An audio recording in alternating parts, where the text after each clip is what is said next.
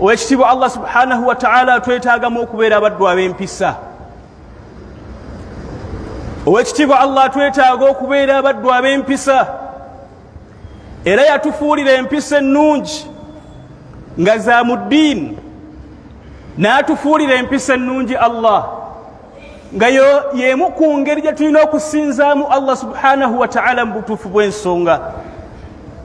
Bwe yali ayogera ku mbaka Muhammadin sallallahu alayhi wa sallama, yamwogerako Allah n'amugamba nti wa innaka la ala khuluqin azim, n'amugamba nti Muhammadi olina empisa za kika kya waggulu nnyo. Kana ahsanu nnasi khuluqan, omubaka Muhammadin sallallahu alayhi wa sallam ye yali abantu bonna empisa, yalina empisa sallallahu alayhi wa sallam.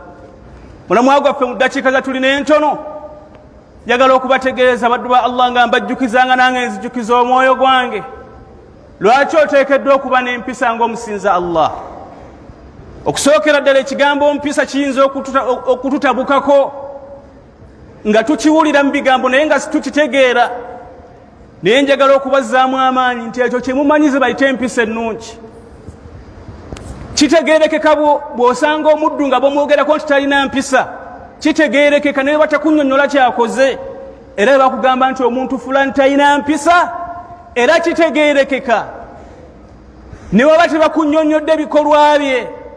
Idhan ekigambo husnul khuluq, ekigambo mpisa kye kimu ku bigambo ffenna bye tumanyi, ate ebiseera ebisinga buli lwonnyonnyola ekimanyikiddwa yakunu naw'an min alfudul, kituuka ekiseera n'oba ng'otandise kweyogeza bweyogeza.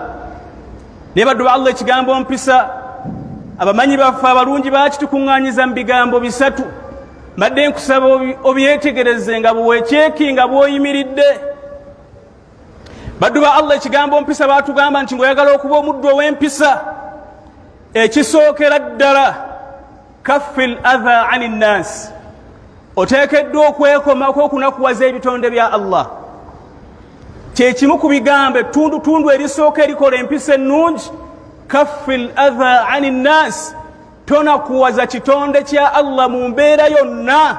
Omubaka Muhammadin sallallahu alayhi wa sallam yakikkaatiriza mu hadithi ntuufu n'agamba nti almuslimu man salima almuslimuuna min lisaanihi wa yadihi, omusiraamu y'oyo abasiraamu gwe babona obubi obuli mu mikono gye mu bikolwa bye n'obubi obuli ku lulimi. Tonakuwaza bitonde bya Allah, ojja kuba muddu wa mpisa. Ekyokubiri baddu ba Allah mu bikola empisa ennungi ku muntu, assabru ala al adha, okubeera omugumiikiriza ng'onakuwaziddwa.